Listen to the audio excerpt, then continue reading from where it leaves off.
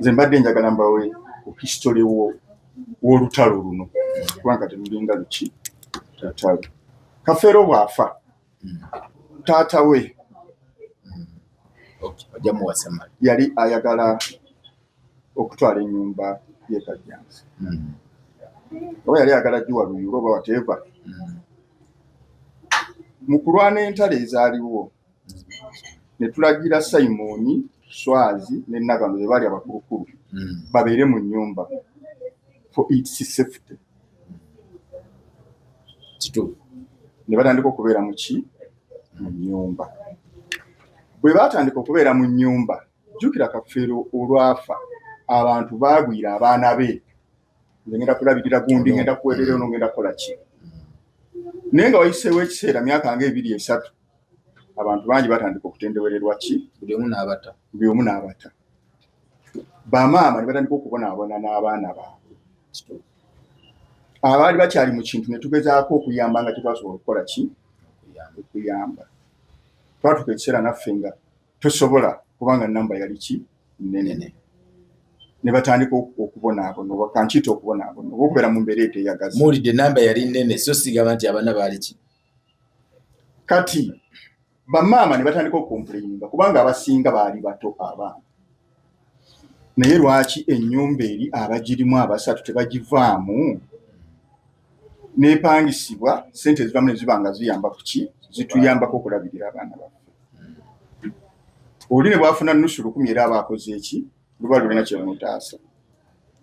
Simon ne Swazi ne Nagawa ne bagaanira mu ki, mu nnyumba. Ne tutuuza enkiiko eziwera okugezaako gamba bave mu ki, mu nnyumba. Ne kirema. Ekyaddirira mu kuwaliriza ennyo ne tugaa nti abantu abamu in fact kanejje musijaga ne tugamba bamaama nja kuboogera nnyo ku bamaama kubanga abaana basinga baali bato. By then nga tebasalawo oba tebateesa. Ennyumba y'e Kajjansi etundibwe.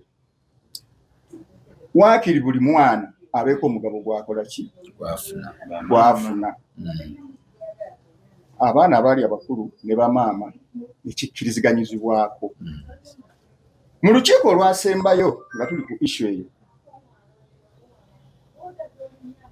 nga tumaliriza okuteesa, Simon yasituka n'agamba naye bannange buli mwaka, kubanga buli mwaka nga bwe tugenda e Masaba ng'okimanyi. Buli mwaka bwe tugenda e Masaba, Mandeevu atuleeterayo omwana omupya nti naye muganda waffe.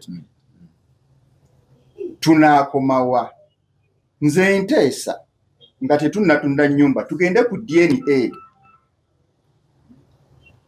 tukakase ddala abantu abasaanye okufuna ku ssente zaki z'ennyumba nga tugitunze. Abaali mu lukiiko bonna ne bakikkiriza. Process ya DNA we yakola ki, we yatandikira.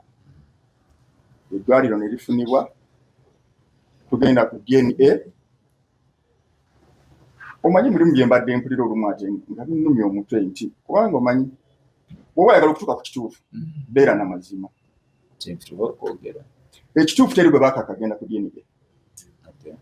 Twakikkiriziganyako mu lukiiko.